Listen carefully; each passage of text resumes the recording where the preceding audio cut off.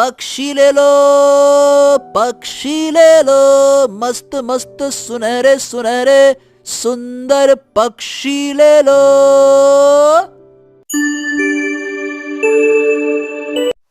तेज बारिश हो रही थी। हरी भीगते हुए इधर उधर भाग रहा था और बार बार पुकार रहा था। कोई है क्या? अरे कोई है? कोई तो मदद करो। किसी ने मेरी पत्नी को देखा है क्या? कल रात से वो गायब है। अरे किसी ने देखा है क्या? कोई तो मेरी मदद करो, कोई तो करो। मेरी पत्नी कहाँ चली गई, वो भी ऐसी बारिश में? अरे सुनो, कोई है? उसकी आवाज सुनकर दो गांव वाले आ जाते हैं। अरे ओ हरिया, लगता है कि तेरी पत्नी तुझको छोड़कर भाग गई है, फुर्र हो गई। आखिरकार कब तक तेरे साथ रहकर जिल्लत की जिंदगी जीती? हाँ, बिल्कुल सही कह रहे हो भाई। अरे इसके साथ रहेगा कौन? एक नंबर का फटीचर है, गरीब लोहार, ढंग से 2 वक्त की रोटी कमा नहीं पाता तो पत्नी क्या पालेगा? हैं? पक्का इसकी पत्नी किसी पैसे वाले के साथ में फुर्र हो गई है, भाग गई। नहीं नहीं नहीं नहीं नहीं, तुम लोग गलत कह रहे हो। ऐसा कभी हो ही नहीं सकता। मेरी पत्नी मुझे छोड़ के कभी नहीं जा सकती। वो बस यही कहीं खो गई है, मुझे अभी मिल नहीं रही है, मिल जाएगी।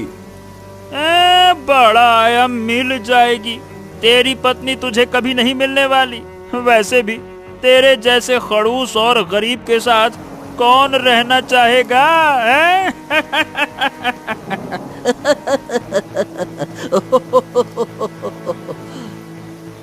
इतना कहकर सारे गांव वाले हंसने लगे और हरीब का मजाक उड़ाने लगे। हरीब दुखी होकर घर लौट आता है और घर पहुंचते ही वो फूट फूट कर रोने लगता है। ए भगवान, गांव वाले कैसी कैसी बातें करते हैं। लेकिन नहीं नहीं नहीं नहीं नहीं, मुझे मेरी पत्नी पर पूरा भरोसा है। मेरी पत्नी सोना, वो मुझे छोड़कर ऐसे नहीं जा सकती। मुझे उसे ढूंढना होगा, चाहे कुछ भी हो जाए, मैं उसे ढूंढ कर रहूंगा। हाँ। फिर रघु घर से निकल पड़ा और अपनी पत्नी को ढूंढते ढूंढते घने जंगलों में चला जाता है। तभी जंगल में उसे एक आदमी दिखाई देता है जो पिंजरे में बंद पक्षी बेच रहा था। पक्षी ले लो, पक्षी ले लो, मस्त मस्त सुनहरे सुनहरे सुंदर पक्षी ले लो। अरे ये क्या? इसने मासूम पक्षियों को पिंजरे में बंद करके रखा है। नहीं नहीं नहीं नहीं नहीं, मुझे इन्हें आजाद करना चाहिए। किसी भी जीव को यूं पिंजरे में कैद करना ठीक नहीं है। हरी अपने पॉकेट में हाथ डालता है और कुछ सिक्के निकालता है। रुक जाओ, देखूं क्या है मेरे पास। हाँ, यही तो मेरी जमा पूंजी है। एक काम करता हूँ, इसी से मैं इन सभी बेजुबानों की मदद करता हूँ, इनको आजाद करवाता हूँ। हाँ। हरी पैसे लेकर उस आदमी के पास जाता है। अरे ओ भाई, सुनो सुनो सुनो, ये सारे पक्षी मुझे कितने में दोगे? देखो, पूरे पक्षियों का 10 चांदी के सिक्के लगेंगे। हाँ तो ठीक है, मैं इन्हें अभी खरीदना चाहता हूँ। मेरे पास 10 चांदी के सिक्के हैं। एक काम करो, तुम ये लो और इन सभी पक्षियों को मुझे दे दो। लाओ।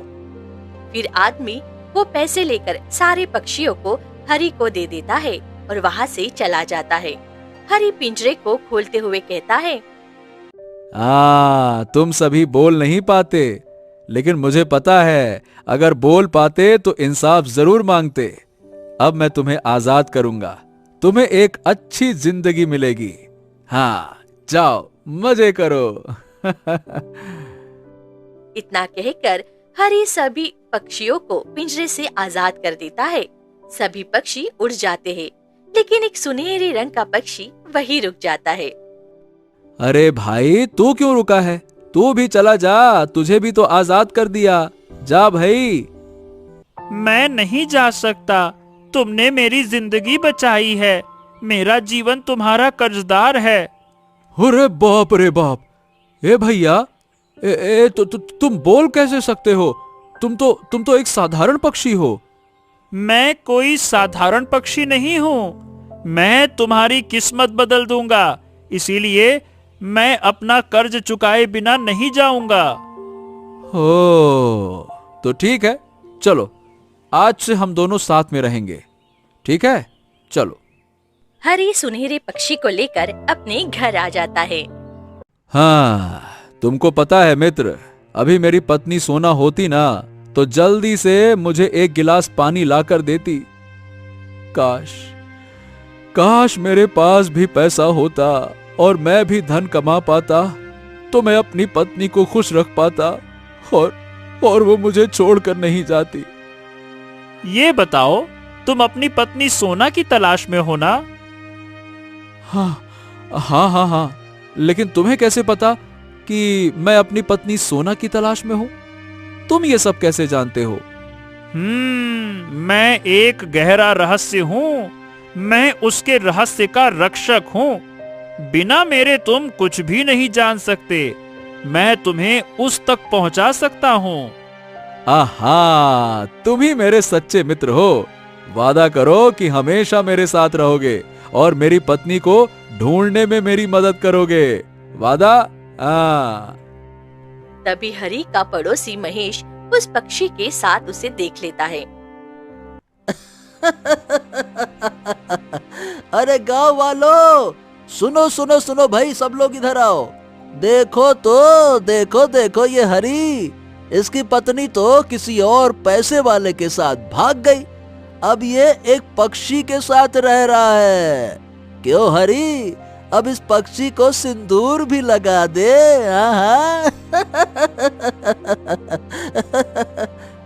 अरे क्या बात कर रहे हो? क्या सच में इसने एक पक्षी को अपनी पत्नी बना लिया है? चलो ठीक है, कम से कम ये पत्नी वाला तो कहलाएगा।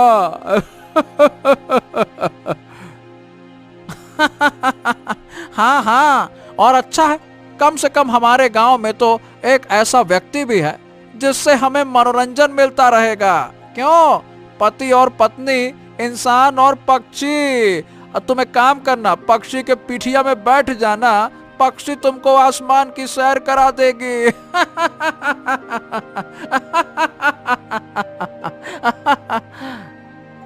सभी गांव वाले खूब हंसने लगते हैं। हो, ये लोग कभी नहीं सुधरने वाले। अब तो मैं इन्हें समझाता भी नहीं हूं। इनको जवाब दिया तो अपनी मंजिल तक नहीं पहुंच पाएंगे। सब्र रखना होगा। सोना का सच जानने के लिए हमें कहीं जाना होगा। ठीक है मित्र, मैं अपनी पत्नी के लिए ये अपमान सहने के लिए तैयार हूं। बताओ, मुझे कहां जाना होगा? तुम मेरे साथ चलो। जंगल में एक तपस्वी रहते हैं, उन्हें इन सब की जानकारी है। उनके पास जाकर अपनी सारी बातें बताना, वो तुम्हें इसका समाधान जरूर बताएंगे। हाँ, ठीक है, तो हम अभी के अभी निकल पड़ते हैं। चलो। फिर दोनों जंगल की तरफ बढ़ जाते हैं। हाँ, बाप रे, हम इतने दूर तो आ गए, पर यहाँ कोई तपस्वी तो नजर नहीं आ रहे हैं। कहाँ हैं वो? बस तुम थोड़ा और दूर तो चलो। आएंगे, जरूर नजर आएंगे। चलो, आ जाओ। वे आगे बढ़ते हैं। तभी थोड़ी ही देर में एक कुटिया में तपस्वी साधना में बैठे हुए उसे दिखाई देते हैं। महाराज प्रणाम स्वीकार करें, मुझे क्षमा करें और कृपया मेरी मदद करें। आओ हरे, बताओ मैं कैसे मदद कर सकता हूँ? महाराज, मेरी पत्नी पता नहीं कहाँ चली गई। वो अचानक से गायब हो गई है। मैं उसे ढूंढते ढूंढते परेशान हो गया हूँ। वो कहाँ है, कैसी है, मुझे मिल नहीं रही है। आखिरकार हुआ क्या है मेरी पत्नी के साथ? तुम्हारी पत्नी कोई साधारण स्त्री नहीं थी। वो जहां से आई थी वहां वापस चली गई। क्या? ये आप क्या कह रहे हैं? भला जहां से आई वहां वापस चली गई, इसका क्या मतलब है? साधु महाराज, सही बताओ, मुझे कुछ समझ में नहीं आ रहा कि आप कहना क्या चाहते हैं। कृपया करके साफ साफ बताइए ना, आखिर मेरी पत्नी के साथ हुआ क्या है? तो सुनो हरि, ये बात कई वर्ष पहले की है, जब तुम्हारी पत्नी माया नगरी की राजकुमारी थी, जो हमारे पृथ्वी लोक से बहुत दूर एक राज्य है। गुरुजी, हमारी राजकुमारी अब 18 वर्ष की हो गई है। हमें उसे इस राज्य का उत्तराधिकारी घोषित कर देना चाहिए और हमारे नियमों के अनुसार अब वही महारानी होंगी। हाँ महाराज, हाँ, आप बिल्कुल सही कह रहे हैं। राजकुमारी इस योग्य भी है। अब हम जल्द से जल्द उसे इस राज्य की महारानी घोषित कर सकते हैं। तभी राजकुमारी वहां आती है। पिताजी, मुझे आपके जैसे न्यायप्रिय शासक बनना है और सभी पर राज करना है। मेरी पुत्री, क्यों नहीं? आखिर तू हमारी पुत्री ही तो है। तू भी तो मेरी तरह बनेगी और इस राज्य पर हमेशा राज करेगी। पिताजी, हम राज्य अभिषेक की तैयारी करते हैं, क्योंकि हम जल्दी महारानी बनेंगे, तो बहुत सारी तैयारी करनी भी होगी। हाँ हाँ, क्यों नहीं राजकुमारी, जाओ और अच्छे से तैयारी कर लो। कुछ ही दिनों में तुम इस राज्य की महारानी बन जाओगी। फिर राजकुमारी महल की ओर चली जाती है। तभी एक बूढ़ी दासी उसके सामने आ जाती है। राजकुमारी, मेरे पैरों में बहुत दर्द है। आप कृपया अपना हाथ देकर मुझे उठा दीजिए, मैं खुद नहीं उठ पा रही हूँ। अरे छी, मैं तुम्हें कैसे छू सकती हूँ? मैं इस राज्य की होने वाली महारानी हूँ। तुम जैसे भिखारियों को मैं मदद नहीं कर सकती हूँ, इसमें मेरी शान कम हो जाएगी। इतना कहकर राजकुमारी दासी को लात मार देती है और चली जाती है। ये दृश्य दूसरी दासी देख लेती है। कितनी क्रूर है ये राजकुमारी, मुझे ये बात महाराज को बतानी चाहिए। फिर दासी महाराज के पास जाती है। महाराज, महाराज, राजकुमारी ने घोर अनर्थ किया है महाराज। क्या बात है दासी, तुम इतनी घबराई हुई क्यों लग रही हो? महाराज, हमारी सबसे बुजुर्ग दासी कांता है। उसके घुटने में तकलीफ थी, इसीलिए वो खुद उठ नहीं पाई। उसने राजकुमारी से हाथ मांगा ताकि वो उठ सके, लेकिन राजकुमारी ने उसे हाथ नहीं दिया और ऊपर से उसे 2 लात मार दी। इतनी नीच हरकत! अरे ये तो हमारे कुल में घोर अनर्थ है, अनर्थ। हाँ गुरु, आप बिल्कुल ठीक कह रहे हैं। राजकुमारी को ऐसा नहीं करना चाहिए था। अरे महाराज, राजकुमारी में इतना घमंड है कि यदि हम उसे अभी महारानी घोषित कर देंगे तो राज्य का शौर्य मिट्टी में मिल जाएगा। उसे उचित दंड देना आवश्यक है। आप सही कह रहे हैं, मैं अपनी पुत्री को दंड देने को तैयार हूं।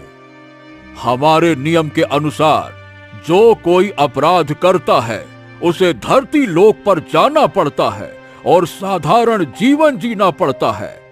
राजकुमारी को भी धरती लोक पर जाना होगा और एक गरीब की पुत्री बनकर साल भर किसी गरीब की सेवा करनी होगी, तब जाकर उसका पाप धुलेगा।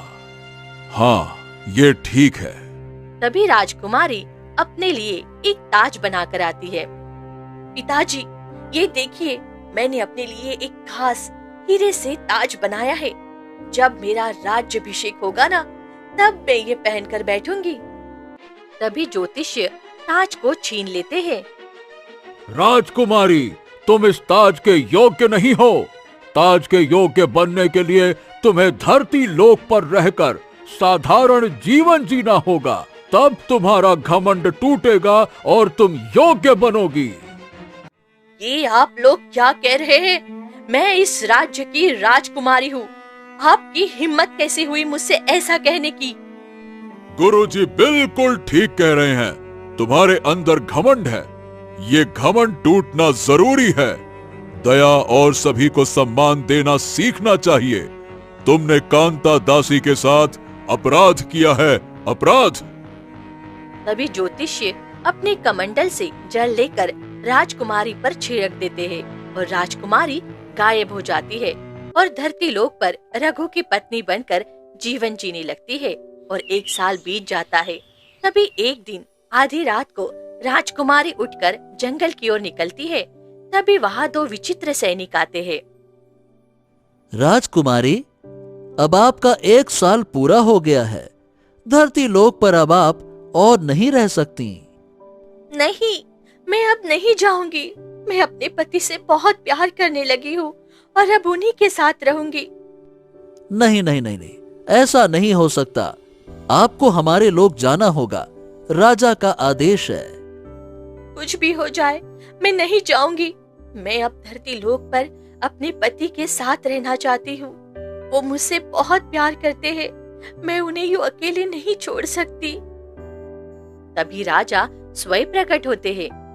तुम ये क्या कह रही हो? जब तुम ऊपर थी तब तुम घमंड में थी, अब नीचे आ गई हो तो हमारा अपमान कर रही हो। नहीं पिताजी, कुछ भी हो जाए, मैं नहीं जाऊंगी। तुम्हें सजा मिलना बहुत जरूरी है, इसलिए तुम जाओ और पत्थर की मूर्ति बन जाओ। जाओ। इतना कहते ही राजकुमारी पत्थर की मूर्ति बन जाती है। हाँ, और तुम्हारी पत्नी तुम्हारी वजह से पत्थर की मूर्ति बनी और अब वो एक समुद्र के किनारे पड़ी हुई है। क्या?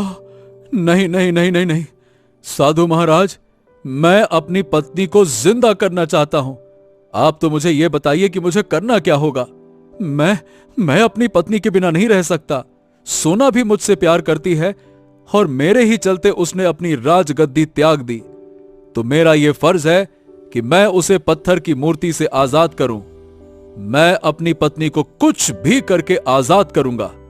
बताइए साधु महाराज, करना क्या होगा? तो बात यह है कि मैं इसके आगे तुम्हारी कोई मदद नहीं कर सकता। अब इसके आगे का रास्ता तुम्हें खुद ढूंढना होगा। फिर साधु वहां से विलीन हो जाते हैं। अरे ये क्या किया साधु महाराज आपने? अब मैं क्या करूं? अब भला मैं कैसे अपनी पत्नी को ढूंढूं और उसे पत्थर की मूर्ति से कैसे आजाद कराऊं? मुझे तो कुछ समझ ही नहीं आ रहा है। एक तो मैं जंगल के बीच में आके फंस गया हूं, अब क्या करूं पता नहीं। मित्र, तुम्हें समुद्र के किनारे जाना होगा। तुम्हारी पत्नी तुम्हारा इंतजार कर रही है। तू ही मेरा साथी है। ठीक है, हम समुद्र के किनारे जाएंगे। चलो चलते हैं। फिर वे दोनों वहां से निकल पड़ते हैं। थोड़ी ही दूर जाने के बाद उन्हें एक बूढ़ी औरत मिलती है जो बहुत रो रही होती है। बेटा, मेरी मदद करो। मैं बहुत दिनों से इस जंगल में भटक रही हूँ। मुझे कोई रास्ता ही नहीं दिख रहा है। अम्मा, आप चलिए ना, चलिए चलिए चलिए। मुझे भी इस जंगल का रास्ता पता नहीं है, लेकिन मैं भी कोशिश करूंगा कि आपको बाहर ले जाऊं। आई आई, अरे चलिए मेरे साथ, चलिए चलिए चलिए। हरी बूढ़ी औरत को अपने साथ ले जाता है और थोड़ी दूर चलने के बाद बूढ़ी औरत को रास्ता मिल जाता है। तुम्हारा बहुत बहुत धन्यवाद बेटा, तुमने मुझे रास्ता दिखा दिया। मैं बस यहीं तक रहूंगी, अब मैं चली जाऊंगी। आप यहाँ कहाँ जाएंगी अम्मा? ये जंगल बहुत खतरनाक है। अकेले मत जाइए, आपकी जान को खतरा हो सकता है। नहीं बेटा, तुम बहुत परेशानी में हो, फिर भी तुमने मेरे लिए इतना किया, यही मेरे लिए काफी है। तुम कहाँ जा रहे हो इस पक्षी के साथ? मैं अपनी पत्नी की तलाश कर रहा हूँ, जो एक पत्थर की मूर्ति बनी हुई है। मैं उसे ढूंढ रहा हूँ। अच्छा, तो तुम पत्थर की मूर्ति को ढूंढ रहे हो? वह यही पास है। थोड़ी दूर जाकर एक रास्ता मिलेगा, उस रास्ते पर तुम सीधे जाओ, तुम समुद्र के किनारे पहुंच जाओगे। अरे, पर आपको कैसे पता कि वो यहीं पर है? बस इतना समझ लो कि मैं तुम्हारी पत्नी की फिक्र करने वाली हूँ। इतना कहकर बूढ़ी औरत गायब हो जाती है। अरे ये क्या? अब ये बूढ़ी अम्मा कहाँ चली गईं? अरे भगवान, ये क्या हो रहा है? मुझे तो कुछ समझ ही नहीं आ रहा है। चलो आगे चला जाए। फिर हरि आगे बढ़ता है और उस जगह पर जाता है जहाँ उसकी पत्नी पत्थर की मूर्ति बनी हुई थी। वो देखता है कि मूर्ति से आंसू गिर रहे थे।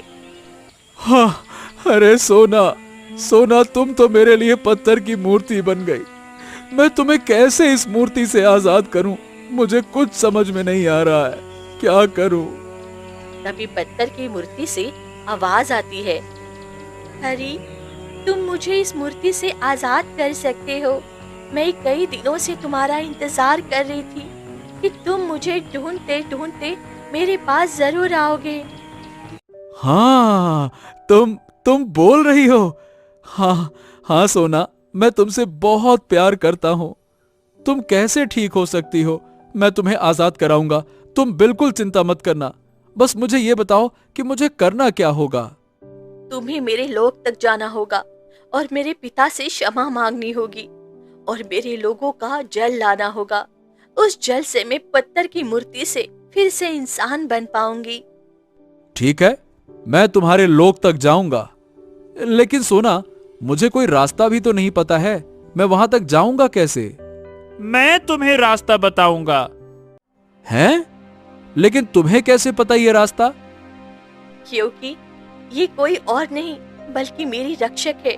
मेरा रक्षक जो इतने दिनों से मेरी रक्षा कर रही थी और मेरी खबर तुम्हारे पास लेकर आया।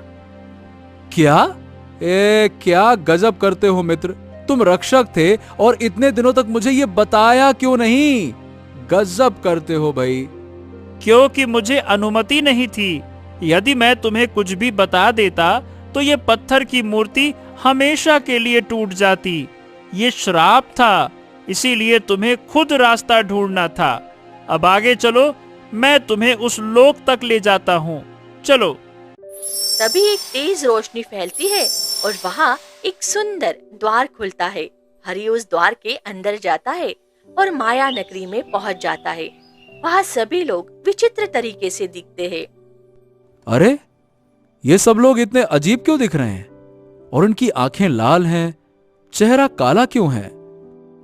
क्योंकि ये विचित्र लोक है। यहाँ तुम्हें सभी विचित्र प्राणी मिलेंगे। यहाँ मनुष्य का कोई नामो निशान नहीं है। अच्छा, तो अब मुझे महाराज से मिलना होगा। हाँ ठीक है, चलो हम आगे बढ़ते हैं। आ जाओ आ जाओ आ जाओ। वे थोड़े ही आगे बढ़ते हैं, तभी एक विचित्र प्राणी उन्हें देखता है। अरे ये क्या? हमारे विचित्र माया नगरी में ये इंसान कैसे आ गया? हाँ, सच में ये तो कोई इंसान है। चलो इसे अपना गुलाम बना लेते हैं और अपने पास रखते हैं। चलो। अरे क्या चलो, खबरदार। तुमने अगर इसे छुआ भी तो तुम्हारी खैर नहीं। ये महाराज से मिलने आया है, इसे कुछ जरूरी काम है। तुम लोग इसे मत छूना, मैं इसकी रक्षा कर रहा हूँ। दूर रहो। हाँ, यह तो हमारे ही राज्य का रक्षक है, पर यह मनुष्य के साथ क्या कर रहा है? अरे पता नहीं, शायद कुछ तो है। चलो देखते हैं क्या है माजरा। फिर सुनहरा पक्षी और हरि आगे बढ़ते हैं और राज दरबार में पहुंच जाते हैं। अरे, हमारी पुत्री की मति भ्रष्ट हो गई है। अब मैं करूं तो करूं क्या? कैसे उसे अपने दरबार में वापस अपने लोगों के साथ लेकर आऊं? महाराज, राजकुमारी अब पूरी तरह से इंसानी रूप में घुल मिल गई हैं। इसी वजह से वो हमारे लोगों के पास नहीं आना चाहती, पर उसे हमारे लोगों के पास आना ही होगा महाराज। इतना कहते ही हरि राज दरबार में प्रवेश करता है। तुम कौन हो और इंसान हमारे माया नगरी में क्या कर रहा है? प्रणाम महाराज, मुझे आपसे मिलना था। आपने मेरी पत्नी को पत्थर के रूप में बदल दिया, उसे इंसान के रूप में बना दीजिए। मैं अपनी पत्नी से बहुत प्रेम करता हूँ। वो मेरी राजकुमारी है और उसे इस माया नगरी की महारानी बनाना है, ना कि तुम जैसे गरीबों की पत्नी। इसीलिए चुपचाप चले जाओ यहां से। कुछ दिन वो पत्थर की मूर्ति में रहेगी तो फिर जाकर उसकी समझदारी वापस आ जाएगी, उसकी अकल ठिकाने आएगी। नहीं महाराज नहीं, आप ऐसा नहीं कर सकते। मैं अपनी राजकुमारी को इतना कष्ट में नहीं देख सकता। आप उसे जाने दीजिए, वो अपने पति के साथ बहुत खुश रहेगी। तुम धरती लोक कब चले गए और क्यों इंसानों के साथ हो जबकि तुम हमारे राज्य का हिस्सा हो? महाराज, मैं अपनी दोस्त राजकुमारी की तलाश में धरती लोक पर गया था, लेकिन तभी एक शिकारी ने मुझे पकड़ लिया और इस हरि ने निस्वार्थ अपने थोड़े से जमा पूंजी देकर मेरी रक्षा की। तब से मैं इसको यानी कि हरि को राजकुमारी से मिलाने की पूरी कोशिश कर रहा हूँ। क्या क्या ये सच में हमारी राजकुमारी से सच्चा प्रेम करता है? हाँ हाँ, मैं राजकुमारी के लिए कुछ भी करने को तैयार हूँ। चलो तो ये तलवार उठाओ और अपना सर धड़ से अलग कर दो। हाँ, ठीक है महाराज, अगर इससे मेरी पत्नी सोना फिर से इंसान बन सकती है तो मैं ये करने के लिए तैयार हूँ। हरि तलवार उठाकर अपना सर धड़ से अलग करने लगता है। रुको, बस बहुत हो गया। तुम ऐसा नहीं कर सकते। तुम्हें सच में मेरी पुत्री से बहुत प्रेम है, इसीलिए हम अपनी पुत्री को धरती लोक पर रहने देंगे। लेकिन ध्यान रखना, जिस दिन तुमने उससे नफरत की या कुछ गलत किया, उसी दिन वो हमारे लोगों के पास वापस चली आएगी। हाँ महाराज, मैं इसे मानता हूँ। इतना कहते ही ज्योतिष्य तलवार उठाने लगते हैं। रुको, ये नहीं हो सकता। वो हमारे कुल की है, हमारे वंश की है। वो धरती लोक पर नहीं रह सकती। तभी सुनहरा पक्षी बीच में आ जाता है और उसका एक पंख कट जाता है। नहीं नहीं नहीं नहीं नहीं नहीं, ये क्या कर दिया आपने? ये क्या हो गया? मित्र मित्र, तुम मुझे छोड़कर नहीं जा सकते। उठो उठो मित्र। अरे ये क्या किया आपने? मेरे मित्र को क्यों मार दिया? इसका क्या दोष था? मित्र उठो उठो, मेरे मित्र उठो। ये आपने ठीक नहीं किया, एक निर्दोष की हत्या कर दी। मैं मानता हूं कि आप ज्ञानी हैं, पर ये अपराध है, अपराध। सैनिकों, इन्हें ले जाओ और काल कोठरी में बंद कर दो। सैनिक ज्योतिष को लेकर जाकर काल कोठरी में बंद कर देता है। हरि रोते हुए सुनहरे पक्षी के साथ धरती लोक पर लौट आता है। तभी वो देखता है कि सोना इंसानी रूप में वहाँ खड़ी थी। सोना, तुम इंसान बन गई।